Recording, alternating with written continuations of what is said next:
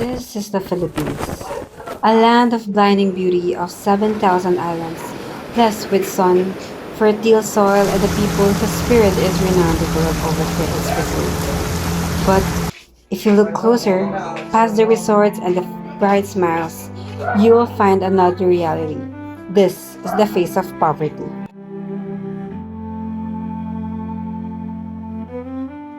Our journey begins in De Castro y Aldana, Las Piñas.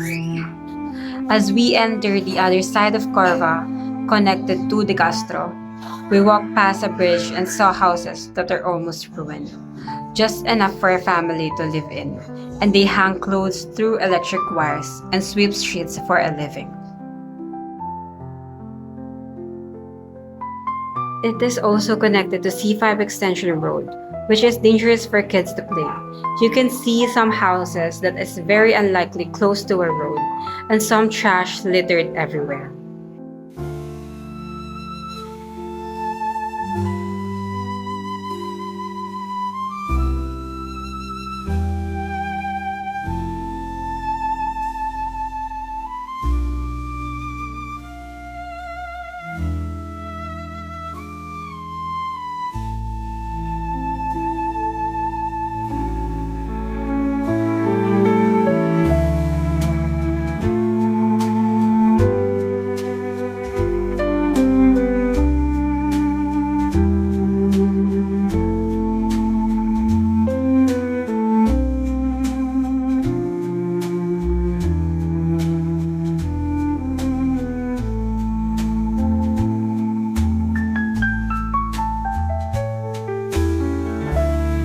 As we continue roaming around De Castro, we encountered an older woman selling balut, penoy, and other crackers just to survive for a day.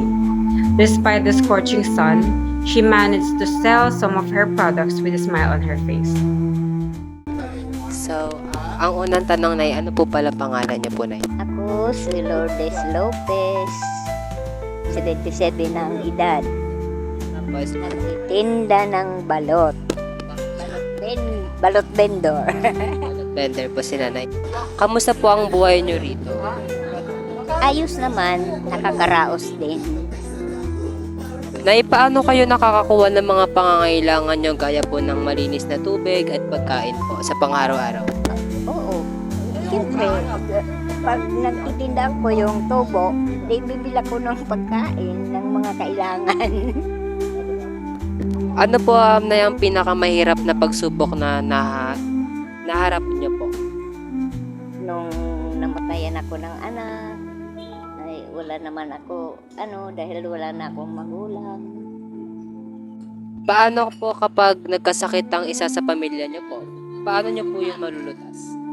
Hihingi ng tulong na lang.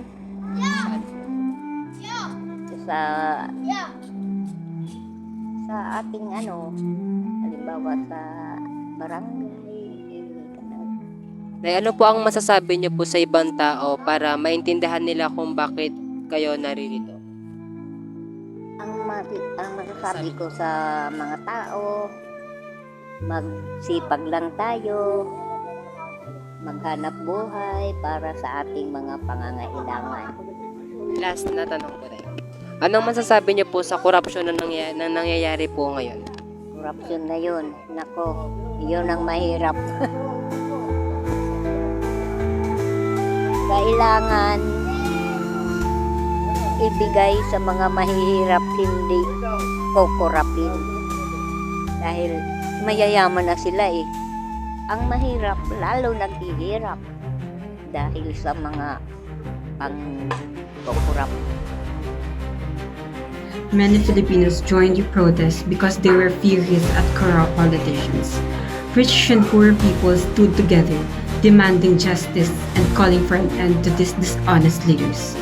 People saw the corruption as worse than criminals. This protest was about change, a fresh start where citizens used their power to fight the unfair actions of politicians. These leaders help nobody.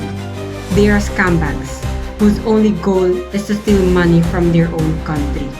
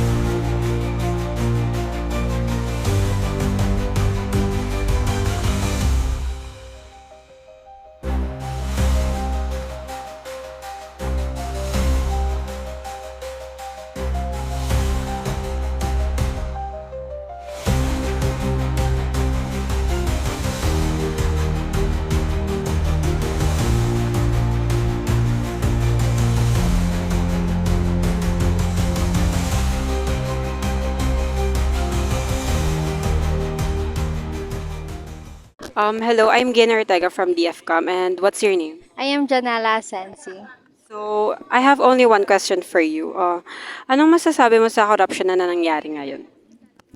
First thing first po, I would like to advocate everyone po na not to vote the family that already have the dynasty po when it comes sa pwesto po sa Pilipinas. And sa corruption po na nangyayari sa atin ngayon is very crucial po siya kung susumahin. Kasi ang dami na pong nangyaring rally, marami na rin nagkaroon ng hearing na sa Senate, then ang dami na ring issue na lumalabas sa atin ngayon, pero as of now, wala pa kaming nakikitang progress, or everyone, wala pa nakikitang progress towards that.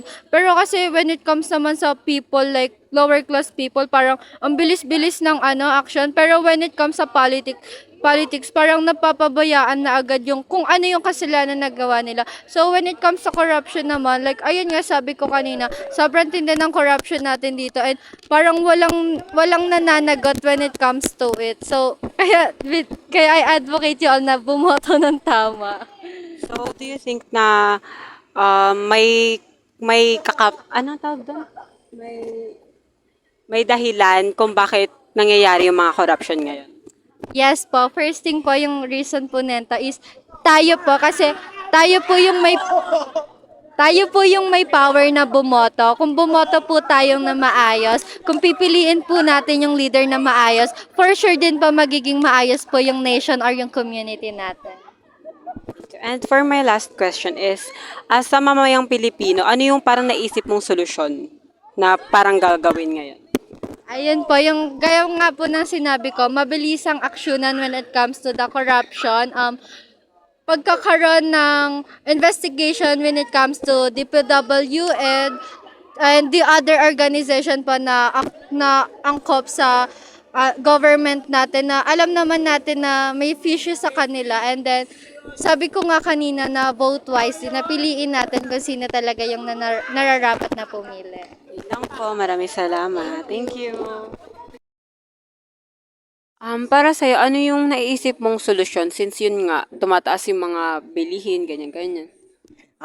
Ang naisip ko lang pong solusyon is dapat ngayon, since yung mga nakaupo sa mga government officials natin is mga kurakot, parang sa tingin ko is hindi mo tayo magbayad ng tax. Kasi nga 'di ba, kung paulit-ulit lang tayo nagbabayad ng tax, parang inaabuso lang din tayo na ginagamit nila yung pondo natin eh. So, parang yung cycle nun is magbibigay tayo ng tax sa kanila, then gagamitin lang din nila sa mga ibang bagay like pambili ng mga bags, luxury bags, ganon.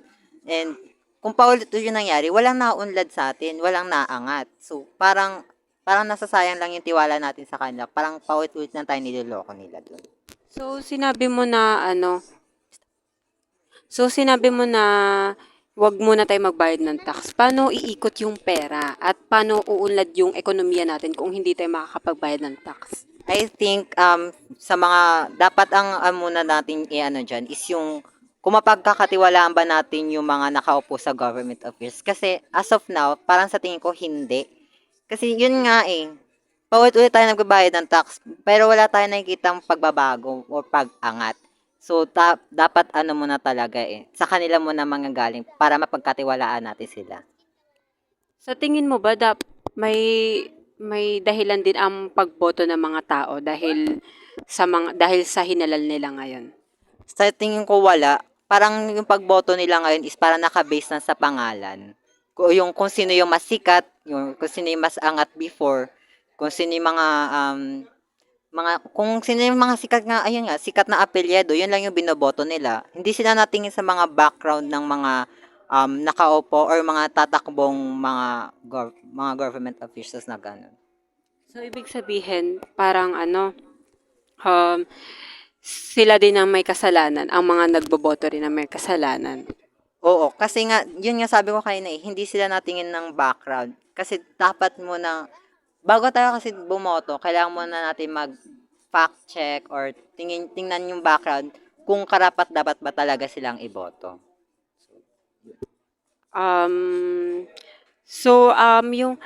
For my last question is, dapat bang managot ang mga kurakot? Yes, kailangan may managot. Kasi kung walang mananagot, parang walang pagbabago na mangyayari. So parang paulit-ulit lang tayo niloloko ng mga natin, mga government officials natin. So kailangan may managot or as much as possible, patayin na lang sila. Oh, spicy. Thank you. Thank you so much. Yun lang.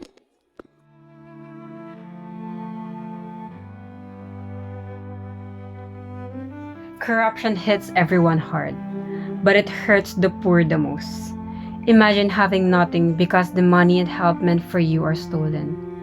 The government's plans to help these people, like giving them money, food, homes, or schooling, are often broken by corrupt officials.